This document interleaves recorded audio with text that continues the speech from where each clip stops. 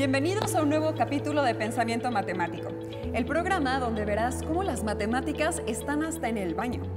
Hoy vamos a hablar de... Hola, ¿qué onda? Ay, hola, no sé, que ya estamos por acá. Ya te me estás adelantando con el tema del día, ¿eh? ¿Yo? Pues, ¿de qué vamos a hablar? No, tranquilo, no es de lo que estás pensando. Seguramente habrás escuchado por ahí que el agua del excusado gira para un lado diferente según el hemisferio donde nos encontremos. Sí, montones de veces, ¿eh? Y que está provocado por... Coriolis. El efecto Coriolis. Elemental, compañera, pero ¿qué es exactamente este efecto? Veamos.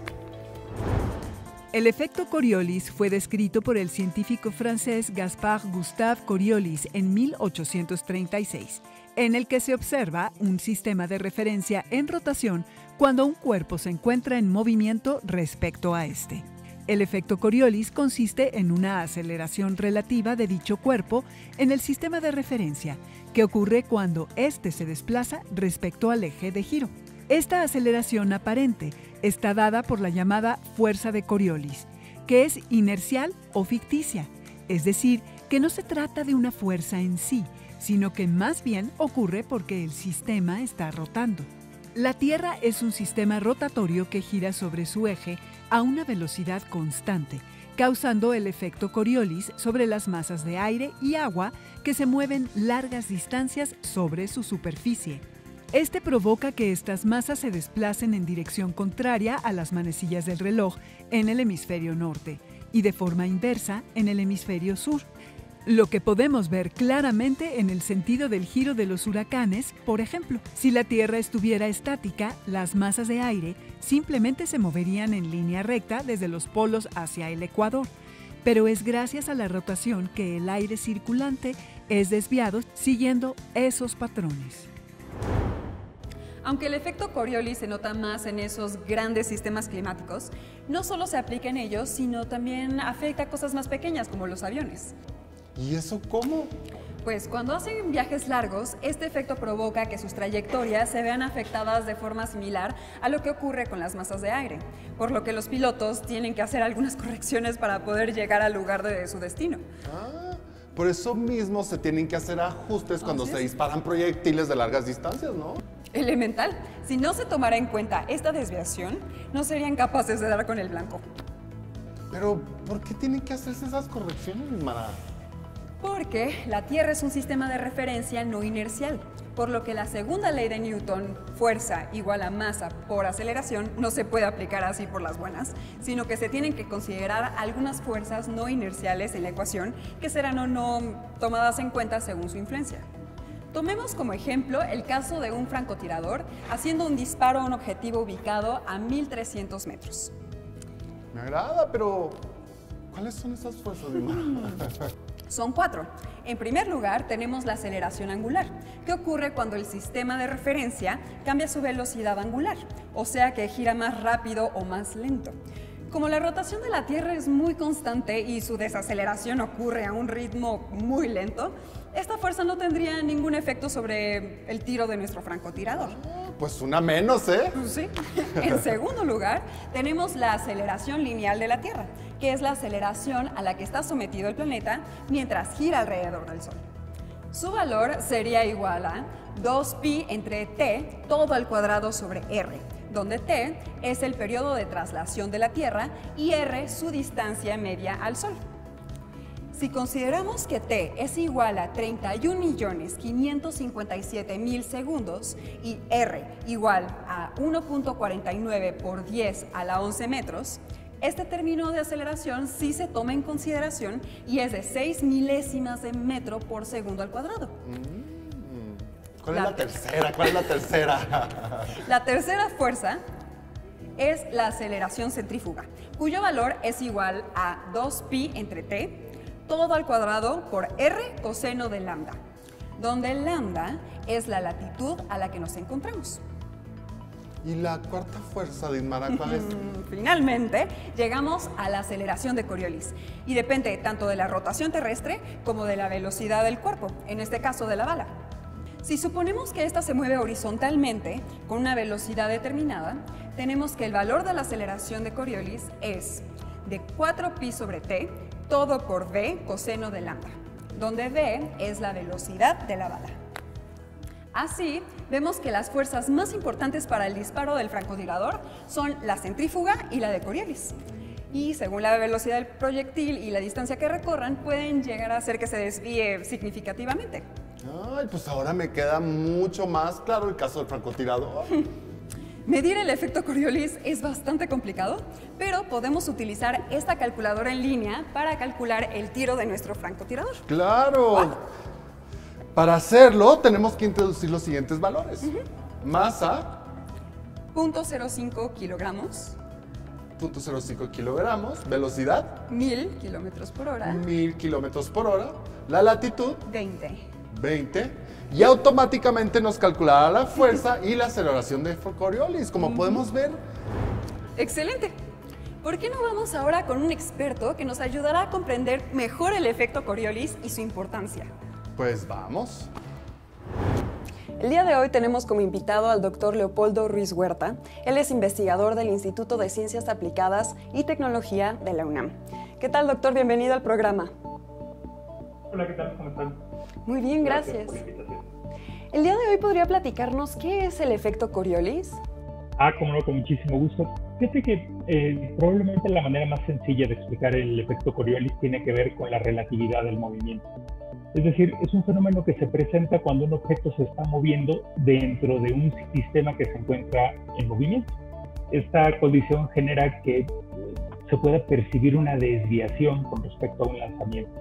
La manera más sencilla de explicarlo sería poner a girar un sistema. Imagínate estos juegos que hay en los parques donde damos vuelta alrededor de ellos. Y si yo trato de lanzarle un objeto a la persona que se encuentra sentada justamente enfrente de mí y este sistema está estático, es decir, no se mueve, el objeto va a viajar en línea recta. Pero si alguien llega y nos está dando vueltas de manera externa y yo lo lanzo, pues ese objeto no va a llegar a la persona de enfrente, sino se va a percibir una ligera desviación. Y este fenómeno pues obedece a que se encuentra en movimiento el sistema de referencia con respecto a lo que se está lanzando. ¿Y cómo fue que se descubrió? Bueno, en realidad, como muchas cosas en la ciencia, es la convergencia de muchos fenómenos que han sido estudiados. Vale la pena decir que a Gustave Coriolis se le atribuye este fenómeno con respecto a una publicación que hace en el año 1836. Y él, en realidad, de lo que estaba hablando es sobre la relatividad de sobre los cuerpos en movimiento. En realidad, sobre eso versaba su artículo. Pero hay que reconocer que muchos otros investigadores, entre ellos también Laplace, había estado trabajando justamente en demostrar cómo se movían objetos con respecto a otros sistemas de referencia. Me parece justo que a él se le haya atribuido, pero fue un concepto que en realidad quedó un tanto enterrado hasta que no comenzó prácticamente el siglo XX, que comenzó a tener una, sobre todo, aplicación en virtud de que comenzábamos a viajar mayor cantidad de distancias y sobre todo a mayores velocidades. ¿Y es posible deducirlo por cálculos o, predicciones matemáticas? Sí, bueno, hay que identificar que un modelo matemático es una representación de lo que ocurre en la realidad, ¿no? Entonces, finalmente sí, existe una expresión, es un fenómeno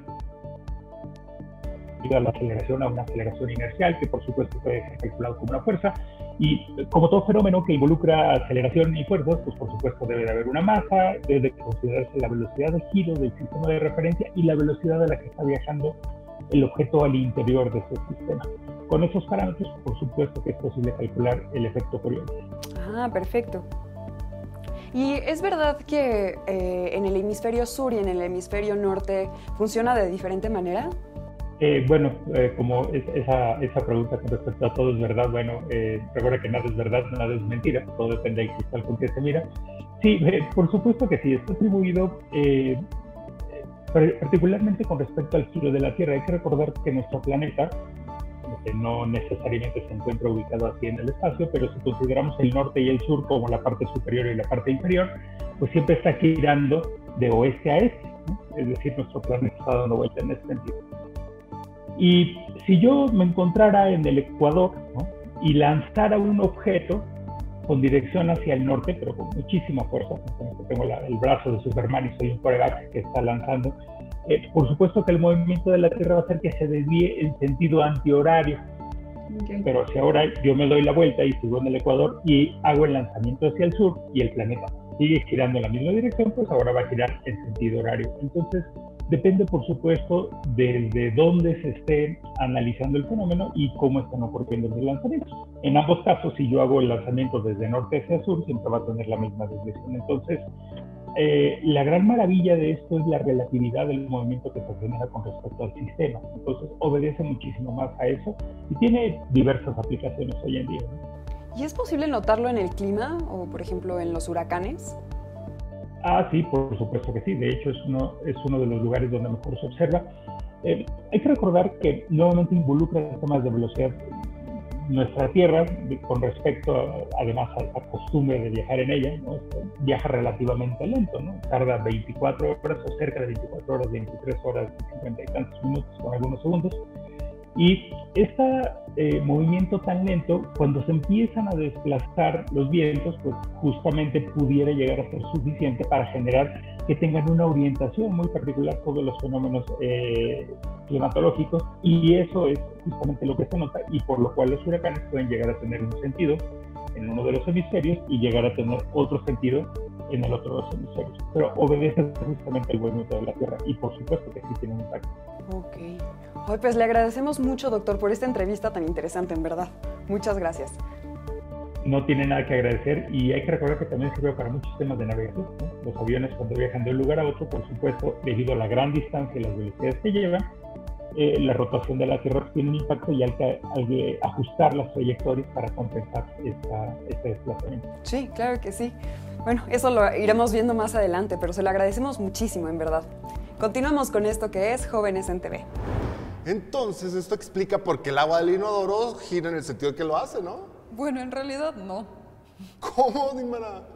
Pues es que el efecto de Coriolis solo se aplica en sistemas enormes como los océanos, mientras que en otros, como un inodoro, pues es prácticamente imperceptible. Y entonces todo lo que se dice es... Sí, es falso, muy buen amigo. No es más que un mito. ¿Y entonces qué es lo que determina el giro del agua dentro del inodoro? Me preocupa, Dimara. Pues otros factores más importantes que el efecto Coriolis, como la forma del mismo o la manera en la que se vierte el agua. ¿Por qué no hacemos un sencillo experimento que nos puede mostrar más sobre el efecto Coriolis? Sí, me encanta la idea. Vamos. Lo que haremos será comprobar el efecto de Coriolis con esta pelota. Para hacerlo, nos pondremos a rotar en el carrusel y trataremos de lanzarnos la pelota en línea recta para ver qué es lo que pasa. ¿Listo? Listo, me encanta la idea.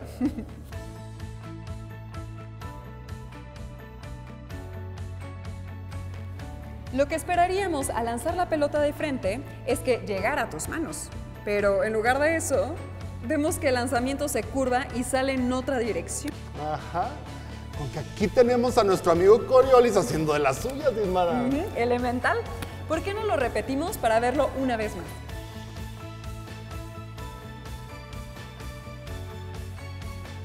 ¡Wow! ¡Es increíble!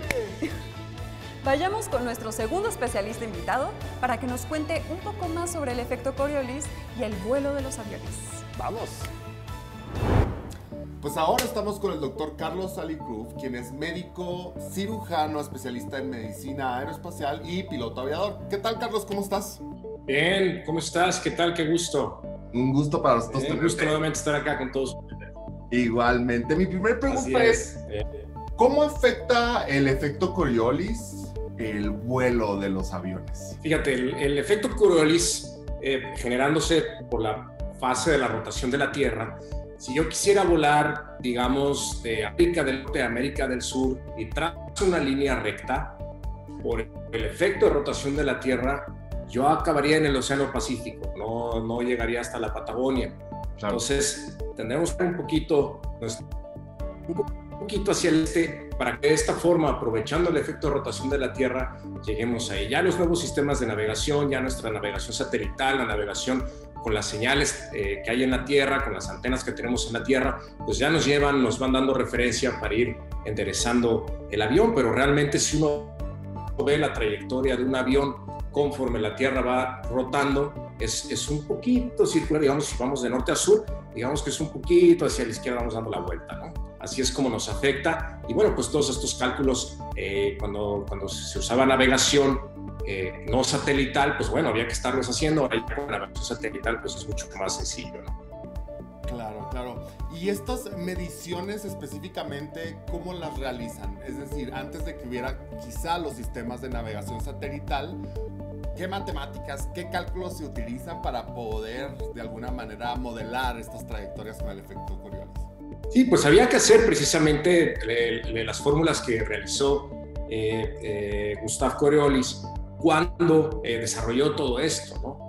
Pero usamos la fuerza centrífuga, por supuesto, la fuerza centrípeta de la Tierra, y también utilizamos la fórmula para calcular todo esto que es el efecto Coriolis, ¿no? Entonces, como vemos aquí, pues se aplica las matemáticas y la física todo el tiempo en este tipo de cuestiones, ¿no? Claro, claro. Y cuando ustedes estudian las trayectorias por el efecto Coriolis, ¿cómo se ajustan? ¿Cómo se hacen las correcciones específicas para ajustar esta trayectoria? Mira, si tú te paras en el Ecuador viendo hacia el polo norte, digamos, la Tierra rota hacia la derecha, rota hacia el este, entonces, y se pone una persona en el polo norte y te lanza una pelota en línea recta, la pelota va a caer de tu lado izquierdo. No la puede lanzar en línea recta hacia ti, la tendría que lanzar, digamos, hacia tu lado derecho para que cuando tú te muevas, te caiga a ti encima, ¿no? Y en cambio, si tú estás volteando hacia el sur y alguien desde el polo sur te tira la pelota, va a quedar hacia tu lado derecho por la fuerza el efecto de rotación. Y así es como nosotros lo hacemos, ¿no? Nosotros sabemos que si tenemos que ir de norte a sur, pues tenemos que apuntar un poquito más hacia el este para otra vez caer nuevamente aprovechando este efecto de rotación. Y también, pues cuando se lanzan cohetes hacia la órbita, digamos que si se lanza un cohete en el Ecuador en línea recta hacia arriba, desde la Tierra pareciera que el cohete se está moviendo hacia el este, ¿no? Claro, claro. ¿Hay alguna como implicación en el gasto de combustible de los vehículos aeroespaciales por el efecto Coriolis? ¿Sí o no? ¿Y por qué afecta de esta forma? Mira, realmente ya lo tenemos, ya está implícito, es algo que está implícito en los vuelos en la Tierra. Lo que sí nos obliga, lo que también hace el efecto Coriolis, junto con los intercambios de temperatura que hay en la atmósfera, son los vientos, ¿no? Los vientos predominantes, sobre todo en los veranos, que los vientos son un poco más fuertes. A la hora de que gira la Tierra hacia la derecha, hace que los vientos, haz de cuenta que tú vas parado en el Ecuador y de repente te están rotando así, el viento te pega de frente, ¿no? Nada más que en el hemisferio sur dan vuelta hacia ese lado y en el hemisferio norte dan vuelta hacia acá. Entonces, esa generación de vientos, esa generación de corrientes de chorro, entonces hace también que a nosotros nos afecte. En el polo norte, en el invierno, son mucho más frecuentes encontrar este tipo de corrientes de chorro. Y entonces, pues bueno, todo esto involucra nuestros cálculos, ¿no? Y aquí hay con globos aerostáticos, con satélites, con señales, con todo esto se van calculando los vientos. Si subes más, los vientos normalmente son más fuertes. Entre más te pegues a la Tierra, pues son más débiles los vientos, ¿no?